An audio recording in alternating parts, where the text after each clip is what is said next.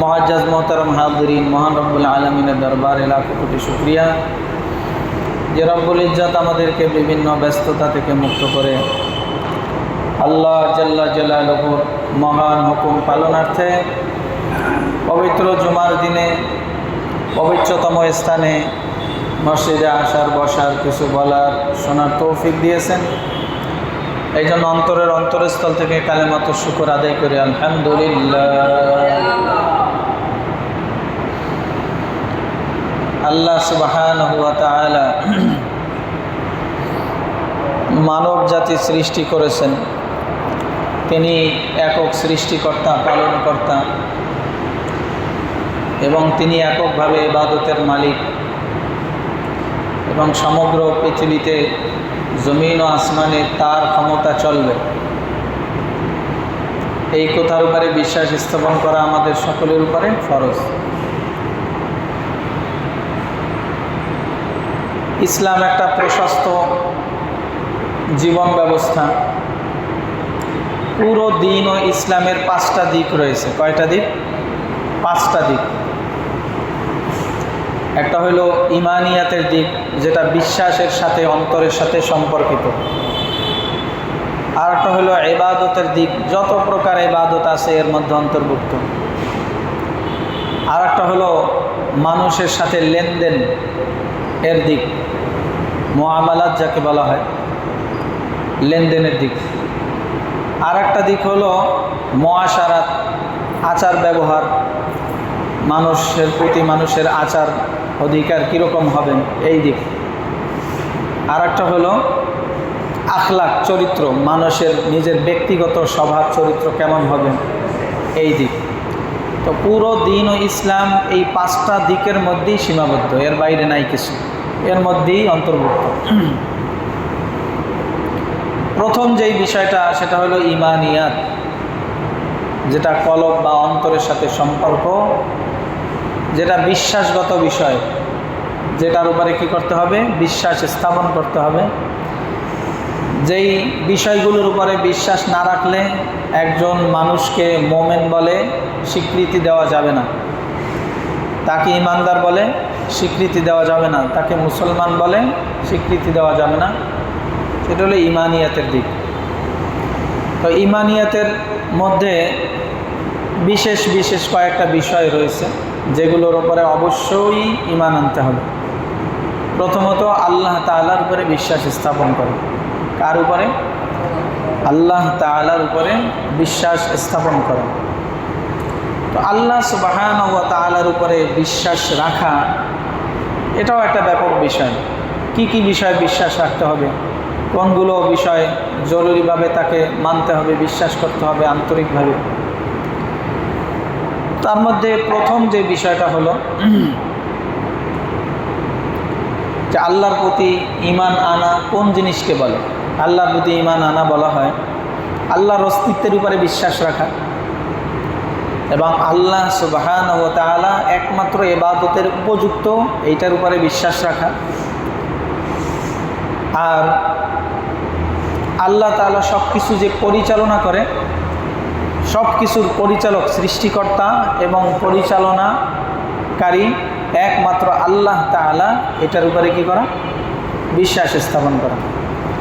আর একটা হলো আল্লাহ তাআলার অনেকগুলো গুণবাচক নাম রয়েছে, প্রত্যেকটা নামের যা অর্থ, সঠিক অর্থ, প্রত্যেকটা নামের যা সঠিক অর্থ রয়েছে বা গুণাবলী রয়েছে, এই গুণাবলীর উপরে বিশ্বাস রাখা, যেটা আমরা ছোটোবেলা কায়দায় পড়ছি, সেপারা পড়ছি না? লাল কায়দা, বগদাদি কায়দা, ইমানে মুজমাল, ইমানে মুফাসসাল, যারা স্কুলে পড়ছে ইসলাম শিক্ষা বইয়ের মধ্যে এগুলো ছিল। তো ইমানে মুজমাল কি? আমানতু বিল্লাহি কামা হুয়া বিআসমাইহি ওয়া সিফাতিহি ওয়া ক্বাবিলতু জামিআ আহকামিহি, এটা আমরা পড়ছি। এর অর্থ কি? আমানতু বিল্লাহি, আমরা আল্লাহর উপরে ঈমান এনেছি। কামা হুয়া, তিনি যেভাবে আছেন, আল্লাহ আল্লাহ হিসাবে যেভাবে থাকা দরকার, বিআসমাইহি, তার নামসমূহ সহকারে, ওয়া সিফাতিহি, এবং তার গুণসমূহ সহকারে, ক্বাবিলতু জামিআ আহকামিহি, এবং তার যত আহকাম রয়েছে, তিনি যতগুলো বিধিবিধান দিয়েছেন, এগুলো সব আমরা মনে প্রাণে স্বীকার করে নিয়েছি, কবুল করে নিয়েছি, গ্রহণ করে নিয়েছি। এটাকে বলে কি? ঈমানে মুজমাল, মানে সংক্ষিপ্তভাবে ঈমান আনা। আরটা হলো বিস্তারিতভাবে ঈমান আনা। সেটা কি? আমানতু বিল্লাহি ওয়া মালাইকাতিহি ওয়া কুতুবিহি ওয়া রুসুলিহি ওয়াল ইয়াউমিল আখিরি ওয়াল কদরি খাইরিহি ওয়া শাররিহি মিনাল্লাহি তাআলা ওয়াল বা'সি বা'দাল মাউত। মোটা মোটা কয়েকটা বিষয়।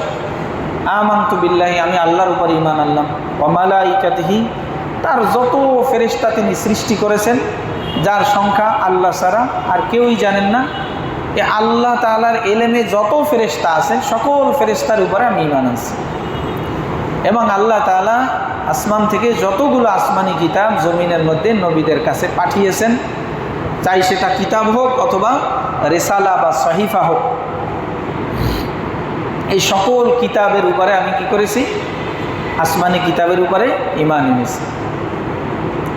এবং তিনি মানব জাতির হেদায়েতের জন্য যত রসুল পাঠিয়েছেন, নবী রসুল দুনিয়ার মধ্যে পাঠিয়েছেন, হযরতে আদম আলা নবিয়িনা ওয়া আলাইহিস সালাতু ওয়াস সালাম থেকে শুরু করে প্যারে নবী, আখিরি নবী, সৈয়দুল মুরসালিন, খাতামুন নবিয়্যিন, আশরাফুল আম্বিয়া ওয়াল মুরসালিন, জনাবে মুহাম্মদুর রাসূলুল্লাহ সাল্লাল্লাহু আলাইহি ওয়াসাল্লাম পর্যন্ত যত নবী রসুল দুনিয়াতে আসছেন, সকলেই আল্লাহ তাআলার পক্ষ থেকে প্রেরিত রসুল, নবী, এই কথার উপরে বিশ্বাস রাখছে। ওয়াল ইয়াউমিল আখিরি, আমাদের এই দুনিয়ার জিন্দেগির পরে এক জীবন আসে, যেটা আখিরাতের জীবন। কোন জীবন? আখিরাতের জীবন। প্রত্যেকের আখিরাতের জীবন শুরু হয় তার মৃত্যু থেকে। প্রত্যেকের আখিরাতের জীবন শুরু কখন থেকে? তার মৃত্যু থেকে। তো এই মৃত্যু থেকে যে জীবন শুরু হয়, একেবারে জান্নাত, জাহান্নাম এবং আবাদুল আবাদ জিন্দেগি যে সেখানে অবস্থান করতে হবে, এই বিষয়ের উপরে আমরা সকলেই কি করেছি? ঈমান এনেছি। ওয়াল কদরি খাইরিহি ওয়া শাররিহি মিনাল্লাহি তাআলা, আর যা কিছু হয়েছে সেটা কখনোই ফেরার মতো ছিল না, আর যা হয় নাই তা কখনোই হওয়ার ছিল না।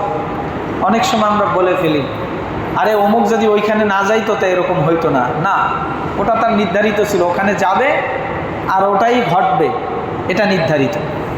ওখানে যাবে আর এটা ঘটবে, এটা কি নির্ধারিত, এটা আগে থেকেই পূর্ব নির্ধারিত। যেটা হয়েছে সেটা কখনোই ফিরতো না, আর যেটা হয় নাই সেটা কখনোই হইতো না। অর্থাৎ ভালো এবং মন্দ যা কিছু ঘটে সব কিছু আল্লাহ তাআলার পক্ষ থেকেই হয়। অনেক সময় আমাদের বুঝে আসে ভালো তো আল্লাহর পক্ষ থেকে হয়, এটা তো আমাদের আকলে বিবেকে গ্রহণ করে, কিন্তু মন্দ এটা আল্লাহর পক্ষ থেকে হয়, এটা কেমন কথা? একটু শুনতে খারাপ লাগে না? মন্দ এটা আল্লাহই দেন, তাহলে আল্লাহ কি মন্দ জিনিস চাপিয়ে দিলেন? বা মন্দ যদি আল্লাহই দেন তাহলে মন্দ আর মন্দ থাকি কেমনে? কি বলেন? এরকম প্রশ্ন আসে কি না? তো উত্তর কি? বান্দা যখন ভালোর ইচ্ছা করে তো ভালোর সুযোগ আল্লাহ করে দেন, তৌফিক আল্লাহ দিয়ে দেন। আর বান্দা যখন মন্দের ইচ্ছা করে তো মন্দের সুযোগ আল্লাহ তৈরি করে দেন। এই অর্থে ভালো মন্দ আল্লাহর পক্ষ থেকে হয়, কিন্তু গ্রহণ করে কে? বান্দা। গ্রহণ করে কে? বান্দা গ্রহণ করে। তো সুতরাং আল্লাহ তাআলা এক্ষেত্রে ত্রুটিমুক্ত। এক্ষেত্রে ত্রুটিমুক্ত কে? আল্লাহ জাল্লা জালালুহু, আল্লাহ সুবহানাহু ওয়া তাআলা।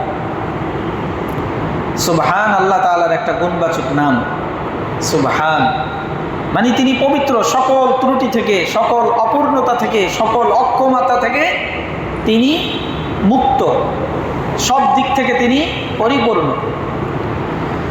তো ভালো মন্দ সব তার পক্ষ থেকে হয়, আল্লাহ তাআলার ইচ্ছেই হয়। বান্দা যখন ইচ্ছা করে আল্লাহ তৈরি করে দেন, ব্যবস্থা করে দেন। আল্লাহ কি করে দেন? ব্যবস্থা করে দেন। তা ভালো মন্দ কার থেকে আসছে? বান্দা নিজে মন্দটাকে নিতে পারেন নাই, মন্দের ইচ্ছা করছে, দৃঢ় হয়েছে, তো আল্লাহ সুযোগ করে দিয়েছেন। তাহলে এটা কার পক্ষ থেকে? আল্লাহর পক্ষ থেকে। কিন্তু দোষটা কার? বলেন না? দোষ কার? বান্দার। বান্দা কেন মন্দটার ইচ্ছা করলো? তো কারণ আল্লাহ সুবহানাহু ওয়া তাআলা ভালো মন্দ ইচ্ছা বান্দার মধ্যে দিয়ে দিয়েছেন। সে ভালোকেও ফাআলহামাহা ফুজুরাহা ওয়া তাকওয়াহা, আল্লাহ তাআলা তাকে ভালো মন্দ গ্রহণ করার কি দিয়েছেন? ইচ্ছা শক্তি বান্দাকে আল্লাহ তাআলা দিয়েছেন, জানিয়ে দিয়েছেন ভালো গ্রহণ করবে তো জান্নাত, মন্দ গ্রহণ করবে তো জাহান্নাম। একটাই সওয়াব আর একটাই কি ইকাব, একটাই শান্তি আর একটাই শাস্তি। এটা আল্লাহ তাআলা কি করে দিয়েছেন? জানিয়ে দিয়েছেন। এখন কোনটাকে গ্রহণ করবে কোনটাকে গ্রহণ করবে না এটা বান্দার উপরে নির্ভর করে। তো আল্লাহ সুবহানাহু ওয়া তাআলার উপরে আমি ঈমান আনলাম। তো ঈমানে মুফাসসালের মধ্যে একটা বিষয় হলো ওয়াল কদরি খাইরিহি ওয়া শাররিহি মিনাল্লাহি তাআলা। ভালো এবং মন্দ তাকদীর এটা কার পক্ষ থেকে? আল্লাহ তাআলার পক্ষ থেকে। ওয়াল বা'সি বা'দাল মাউত, এবং মৃত্যুর পরে আমাকে যে আবার জীবিত করা হবে। এক সময় অস্তিত্বহীন ছিলাম, এখন অস্তিত্বের মধ্যে আছি, আবার এক সময় কি হয়ে যাব? মাটির সাথে মিশে যাব, অস্তিত্বহীন হয়ে যাব, আবার সেখান থেকে আবার আল্লাহ তাআলা অস্তিত্বের মধ্যে নিয়ে আসবেন। এই মৃত্যুর পরে আবার আমাকে দুনিয়ার জীবনের হিসাব নিকাশ বুঝিয়ে দেওয়ার জন্য, সওয়াবের জন্য পুরস্কার আর গুনাহের জন্য তিরস্কার, সওয়াবের জন্য শান্তি আর গুনাহের জন্য শাস্তি, এটা দেওয়ার জন্য আল্লাহ আবার দুনিয়ার থেকে আখিরাতের হাশরের ময়দানে আমাদেরকে উঠাবেন। তো এই যে 6টা বিষয় আমরা উল্লেখ করলাম, এই 6টা বিষয়ের উপরে ঈমান আনাকে ঈমানে মুফাসসাল বলে। কি বলে? ঈমানে মুফাসসাল। এর প্রথম বিষয় যেটা, সেটা হলো আল্লাহ তাআলার উপরে ঈমান আনা। এই আল্লাহ তাআলার উপরে ঈমান আনার দ্বারা কি বুঝায়? আল্লাহর অস্তিত্বের উপরে ঈমান আনা, আল্লাহ তাআলার পরিচালনার উপরে ঈমান আনা, তিনি সমগ্র জগতের পরিচালক, এটার উপরে ঈমান আনা। এরপরে আল্লাহ তাআলা এই সমগ্র জগতের সকল সৃষ্টিজীবের ইবাদত পাওয়ার একমাত্র উপাস্য, একমাত্র অস্তিত্ব, একমাত্র ব্যক্তিত্ব, যিনি একাই কি পেতে পারে? ইবাদত পেতে পারে, আনুগত্য পেতে পারে, আর কেউ দুনিয়ার আনুগত্য পাওয়ার কি রাখে না? অধিকার রাখে না। এইটার উপরে ঈমান, যে ইবাদত একমাত্র কার করতে হবে? ওই একমাত্র মালিকেরই করতে হবে। আর চতুর্থ বিষয় যেটা বললাম সেটা হলো কি, আল্লাহর যত নাম আছে, গুণবাচক যত নাম আছে, সবগুলো নামের অর্থ সহকারে, সঠিক অর্থ সহকারে বিশ্বাস করা। সঠিক অর্থ সহকারে কি করা? বিশ্বাস করা। এখন আল্লাহ তাআলার গুণবাচক নামগুলো আমরা অনেকেই জানি না। পক্ষান্তরে একটা নুরানির বাচ্চা, ছোট বাচ্চা নুরানিতে পড়ে, সে যখন প্রথম শ্রেণীতে পড়ে, তৃতীয় শ্রেণী যখন শেষ করে, আল্লাহ তাআলার 99 নাম তার মুখস্থ থাকে। আল্লাহ তাআলার 99 নাম কি থাকে? মুখস্থ থাকে। হাদিসের মধ্যে আসছে আল্লাহ তাআলার গুণবাচক অনেকগুলো নাম আছে, যেই নামগুলো মুখস্থ করবে আল্লাহ তাকে জান্নাত দেবেন। আল্লাহ তাআলা তাকে কি দিবেন? জান্নাত দিবেন। এই জন্য আল্লাহ তাআলার গুণবাচক নামগুলো জানা আমাদের জরুরি। তো যা হোক, প্রথমত 4টা বিষয় বললাম। আল্লাহ তাআলার উপরে ঈমান আনার জন্য কয়টা বিষয় বললাম? 4টা। 1 নম্বর হলো অস্তিত্বের উপরে ঈমান আনা, 2 নম্বর হলো তার রুবুবিয়তের উপরে ঈমান আনা, অর্থাৎ তিনি রব, পরিচালনাকারী, সব কিছু তিনিই পরিচালনা করতেছেন, লালন পালন, রক্ষণাবেক্ষণ, দেখভাল তিনিই করতেছেন, তার কোনো শরিক নেই ব্যাপারে, কেউ তার সাহায্যকারী নেই। 2 নম্বর। 3 নম্বর হলো যে ইবাদতের একমাত্র উপযুক্ত, ইবাদতে একমাত্র উপাস্য তিনি। আর 4র্থ হলো তার যতগুলো গুণবাচক নাম আছে, সমস্ত গুণবাচক নামগুলোর সঠিক অর্থ সহকারে অন্তরের মধ্যে বিশ্বাস স্থাপন করা। এই আল্লাহর উপরে ঈমান আনার এই 4টা অর্থ। কয়টা অর্থ? 4টা অর্থ। কি কি বললাম? অস্তিত্বের উপরে ঈমান আনা, তারপর কি বলেন?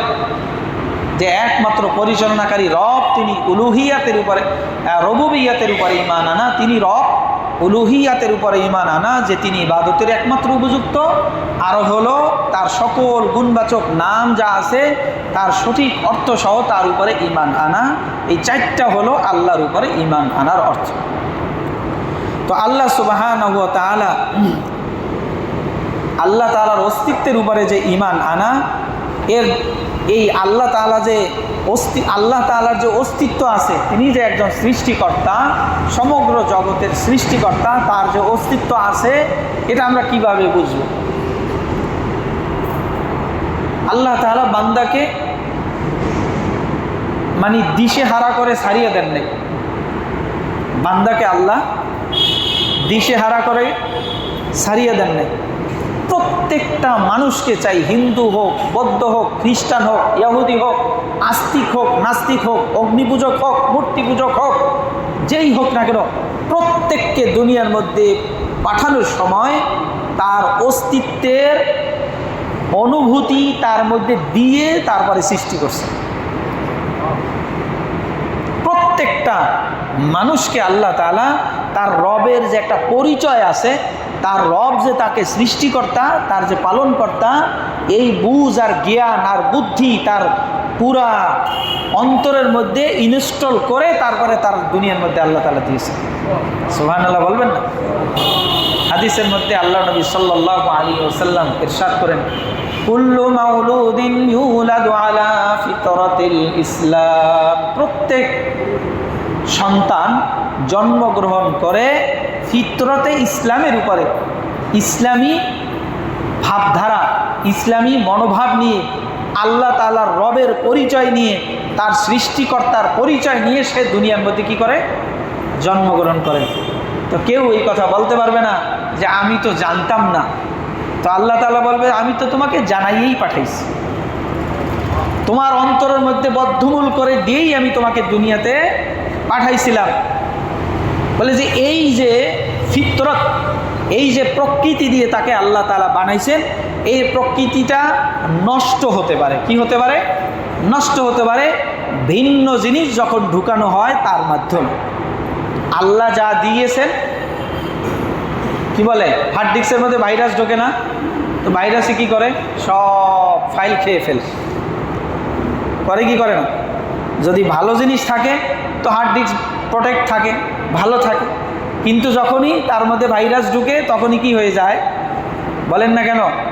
নষ্ট হয়ে যায়। তো আল্লাহ তাআলা আমাদের মধ্যে যে অন্তর আর হার্ড ডিস্ক দিয়েছেন, এর মধ্যে আল্লাহ তাআলা ভালো জিনিস আগে থেকেই ইনস্টল করে দিয়েছিলেন, ভালো জিনিস দিয়েছেন, আল্লাহর পরিচয় দিয়েছেন, আল্লাহর রববিয়াতের পরিচয় দিয়েছেন, উলুহিয়াতের পরিচয় দিয়েছেন, অস্তিত্বের পরিচয় অন্তরের মধ্যে দিয়ে তার নামসমূহ, গুণসমূহ, সব কিছুর অনুভূতি তার অন্তরের মধ্যে দিয়ে আল্লাহ দুনিয়াতে পাঠাইছেন।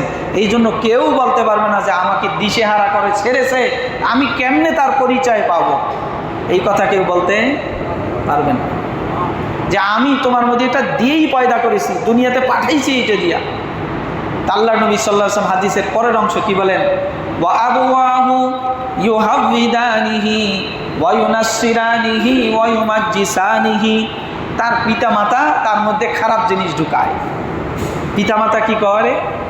তার মধ্যে খারাপ জিনিস ঢুকায়। বলেন আদম আলাইহিস সালামের সন্তান হাবিল কাবিল দুইজনই তো কি বলেন নবীর সন্তান না?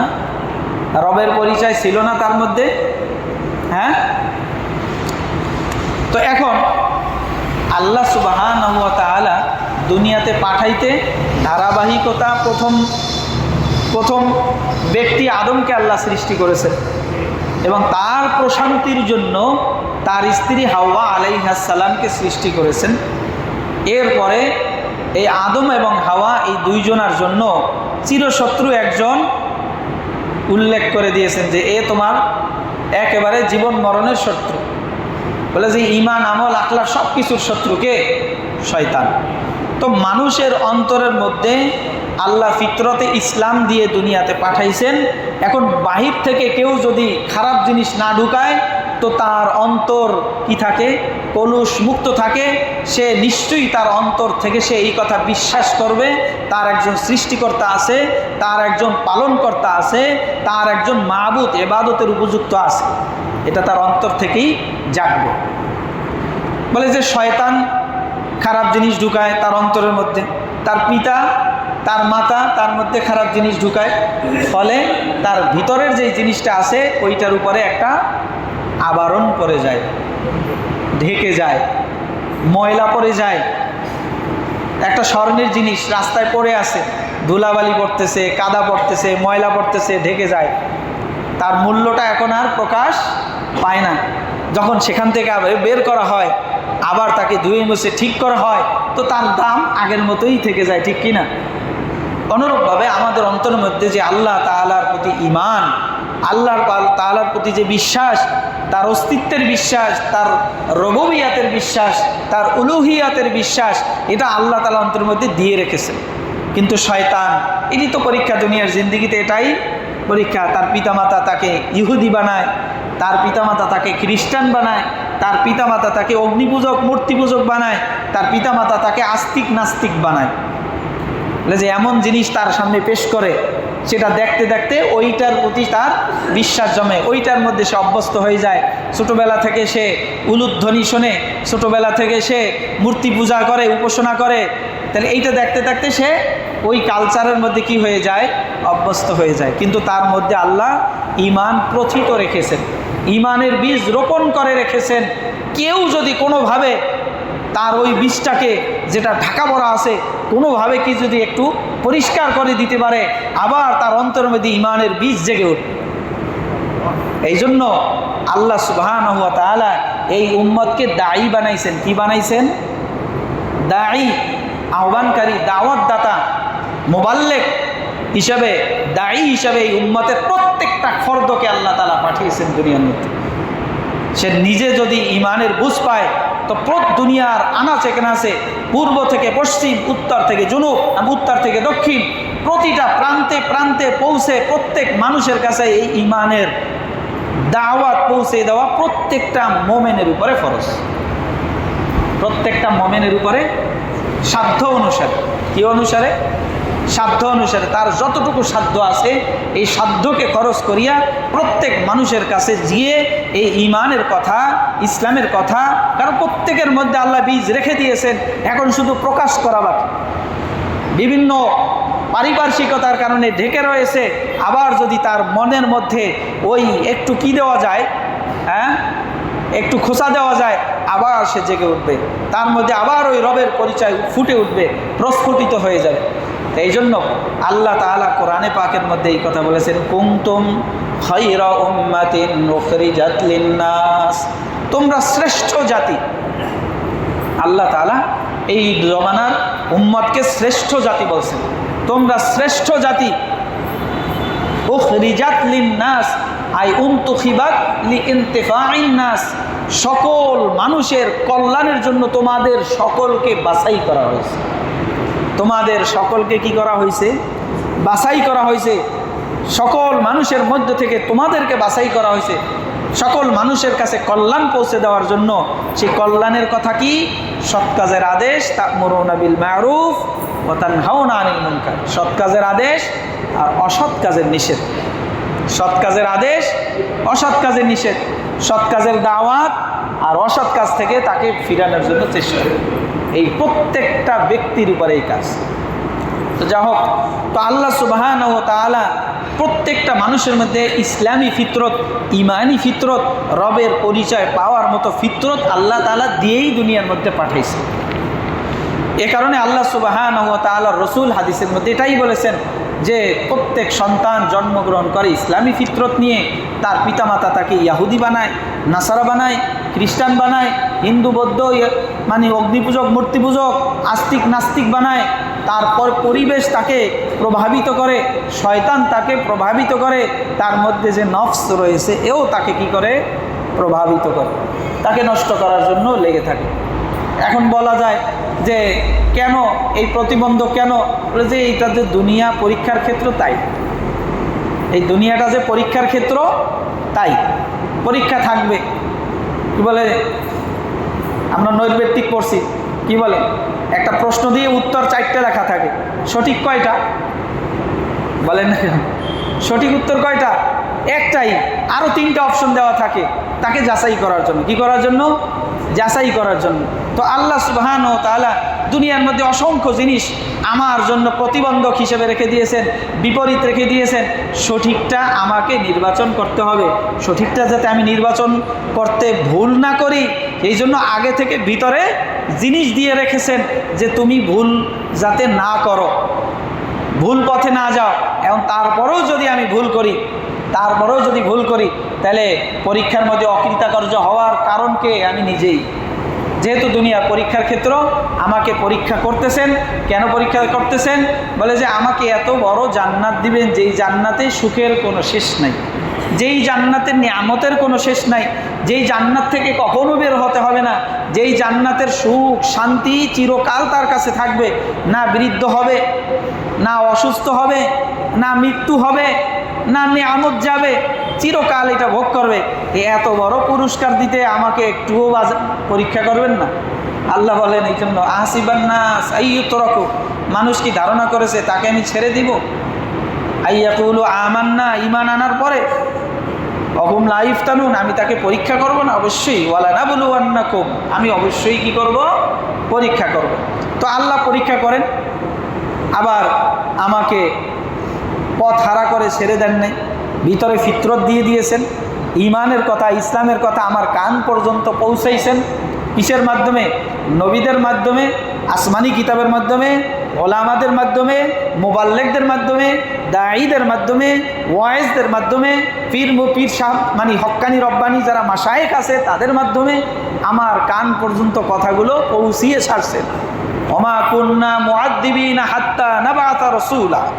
হাসরের ময়দানে বান্দা যাতে এই কথা না বলতে পারে আমি তো জানতাম না, আমার কাছে তো খবর আসে নাই। এই জন্য আল্লাহ তাআলা দুনিয়ার কোনো প্রান্তের কোনো মানুষকে ততক্ষণ পর্যন্ত মৃত্যু দেন না যতক্ষণ পর্যন্ত ইসলামের বাণী তার কান পর্যন্ত না পৌঁছে। যে কোনোভাবে এনিওয়ে, যে কোনোভাবে তার কাছে না পড়ছো পর্যন্ত তার কি হয় না? মৃত্যু হয় না, যাতে করে হাসরের ময়দানে এই কথা বলতে না পারে যে আমি তো জানতাম না। আল্লাহ এই জন্য কোরআনে বলছেন ওমা কুন্না মুআদ্দিবিনা হাত্তা নাবআতা রাসূলা, আমি কখনোই শাস্তি দিব না যতক্ষণ পর্যন্ত না তোমার কাছে আমার রসুল পৌঁছে, আমার সংবাদ পৌঁছে। বুঝে আসছে? এই জন্য আল্লাহ সুবহানাহু ওয়া তাআলা আমাদেরকে যে দুনিয়ার মধ্যে পাঠাইছে আল্লাহর অস্তিত্বে বিশ্বাস স্থাপন করার মতো বুঝ শক্তি দিয়েই পাঠাইছে। গ্রহণ করা, ডিসাইড করা আমার উপর নির্ভর করবে। কার উপর নির্ভর করবে? আমার উপর নির্ভর করবে।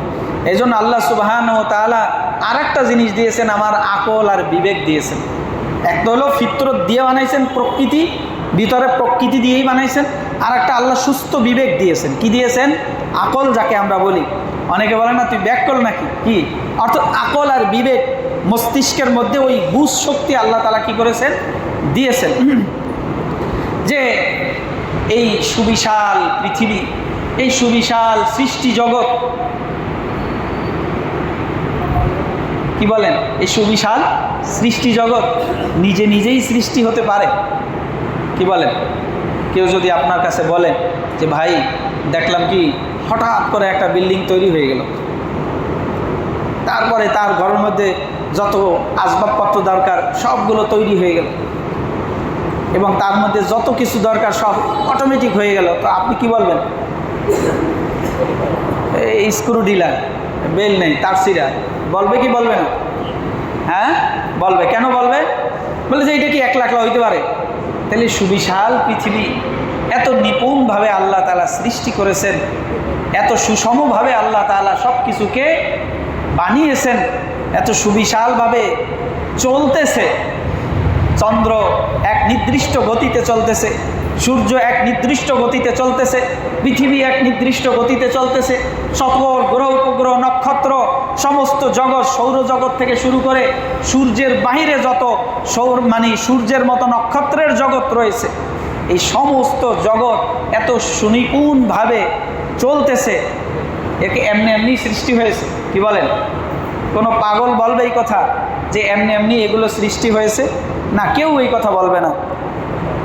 হ্যাঁ, যদি তার মধ্যে সুস্থ বিবেক থাকে এই কথা কেউ অস্বীকার করতে পারে না। তা নিশ্চয়ই এর একজন কি আছে? সৃষ্টিকর্তা আছে। বলে যে এটা হঠাৎ করে আকস্মিকভাবে সৃষ্টি হয়েছে, এই কথাও কি করা যায় না? মানা যায় না। কারণ আকস্মিকভাবে হঠাৎ করে কোনো কিছু হয়ে গেলে তার মধ্যে সুষম সুশৃঙ্খলতা থাকে না, সেটা সুগঠিত হয় না, হঠাৎ করে হয়ে যায়, ওটা সুগঠিত হয় না, ওটা সুনিপুণভাবে চলতে পারে না, তার মধ্যে কিছু না কিছু ত্রুটি থেকে যায়।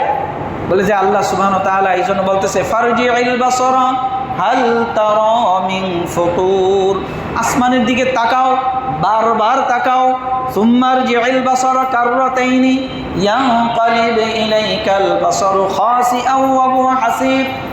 বলে যে তুমি আসমানের দিকে বারবার তাকাও, চেষ্টা করো খুঁজে বের করার কোনো ধরনের ত্রুটি পাও কিনা, কোনো ধরনের ফাটল দেখতে পাও কিনা।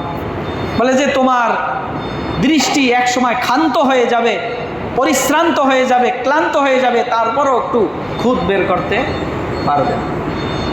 তাহলে এত সুনিপুণভাবে চলতেছে, সুশৃঙ্খলভাবে চলতেছে, কি বলেন, তা নিশ্চয়ই এর পিছনে এক পরিচালক আছে। এটা আকলেই বলে, কি বলে, আকলে বলে নিশ্চয়ই এর পিছনে এক কি আছে, পরিচালক আছে। তা আল্লাহ তাআলা বলতেছে আম খুলিকু মিন গায়রি শাইইন আম হুমুল খালিকুন। আচ্ছা, নিজেরা নিজেদেরকে সৃষ্টি করা যায়? আমি কি আমাকে বানাইতে পারছি? কোনো পাগল এটা বিশ্বাস করবে যে আমি আমাকে বানাইছি? হ্যাঁ, একটা পেয়ালা সে নিজে নিজেকে বানাইছে, এটা কেউ বিশ্বাস করবে? আবার বলেন, যেটা আকস্মিকভাবে একটা পেয়ালা এখানে উপস্থিত হয়ে গেছে, আকস্মিকভাবে নিজে নিজে তৈরি হয়ে, এটা কেউ বিশ্বাস করবে? করবে না। তো আল্লাহ বলতেছে আম খলিকু মিন গায়রি শাইইন, তারা কোনো কিছু ছাড়া আকস্মিকভাবে তৈরি হয়েছে এরকম? আম হুমুল খালিকুন, নাকি না তারা নিজেরাই নিজেদেরকে সৃষ্টি করেছে? কোনোটার একটিও নয়। নিশ্চয়ই এর পিছনে একজন সৃষ্টিকর্তা আছে, এটা বিবেক বলে, আকল বলে, নিশ্চয়ই এর পিছনে একজন কি আছে, সৃষ্টিকর্তা আছে। তো হযরত জুবাইর ইবনে মুতঈম রাদিয়াল্লাহু তাআলা আনহু তখনও মুসলমান হন নাই, তিনি হুজুর সাল্লাল্লাহু আলাইহি ওয়াসাল্লামের কাছে আসলেন, তখন হুজুর তেলাওয়াত করতেছিলেন। কি তেলাওয়াত করতেছিলেন? আম খুলিকু মিন গায়রি শাইইন আম হুমুল খালিকুন আম খালাকুস সামাওয়াতি ওয়াল আরদা বাল লা ইউকিনুন আম ইনদাহুম খাযাইন রাব্বিকা আম হুমুল মুসাইতিরুন। আল্লাহ তাআলার কালামের মধ্যে আলাদা এক আকর্ষণ রয়েছে। কি রয়েছে? বলে যে আম খুলিকু মিন গায়রি শাইইন আম হুমুল খালিকুন। এই আয়াত যখন রাসূল তেলাওয়াত করতেছিলেন, তো জুবাইর ইবনে মুতঈম শুনিয়ে বলতেছে, বলে যে আমার মন উড়িয়ে যাইতে চাইল, এমন একই কথা বলতেছে। তখনও তিনি মুশরিক, বলে যে আমার মন তো উড়িয়ে যাইতে চাইল। আর কি বললেন? বলে যে আমার অন্তরের মধ্যে ঈমান আনার বীজ তখনই তৈরি হলো। বলছে আম খুলিকু মিন গায়রি শাইইন, কোনো সৃষ্টি ছাড়া আকস্মিকভাবে কি তারা সৃষ্টি হয়েছে, নাকি তারা নিজেরাই নিজেকে সৃষ্টি করেছে? আসমান কি সে বানিয়েছে? আম খালাকুস সামাওয়াতি ওয়াল আরদা, জমিন কি তারা বানিয়েছে? হ্যাঁ, আসমান তারা, জমিন তারা কি সৃষ্টি করেছে? আম ইনদাহুমুল খাযাইনু আম ইনদাহুম খাযাইনু রাব্বিকা, রবের খাজানা ধনভাণ্ডার কি তাদের হাতে আছে? হ্যাঁ, কার হাতে আছে? এগুলো সব আল্লাহ তাআলার আছে। নাকি এগুলো সব কি তারাই নিয়ন্ত্রণ করে, নাকি নিয়ন্ত্রণকারী একজন আছে? তো জুবাইর ইবনে মুতঈম বলতেছে আমার অন্তরের মধ্যে ঈমানের বীজ তখনই তৈরি হয়েছে যে এটা কেমন কথা, এটা কেমন কথা, কেমন কালাম।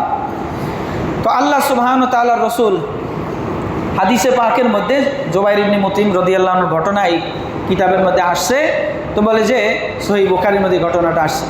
তো বোঝা যায় নিশ্চয়ই আমাদের আকল এই কথা বলবে যে নিশ্চয়ই এগুলোর সৃষ্টিকর্তা, এগুলোর পরিচালনাকারী একজন অবশ্যই আছে, সে কে? আল্লাহ জাল্লা জালালুহু। তো একজন বেদুইন, তার যদিও লেখাপড়া জানে না, সাদাসিধা মানুষ, গ্রামের মানুষ সাদাসিধা হয়, মূর্খ শ্রেণীর হয়, কিন্তু তার কত গভীর কথা রবের পরিচয়ের ব্যাপারে, সে রবকে কিভাবে চিনছে। তো একজন বলতেছে তুমি তোমার রবকে চিনলা কিভাবে? তোমার জন্য যে একজন রব আছে এটা তুমি কিভাবে পরিচয় পাইলা?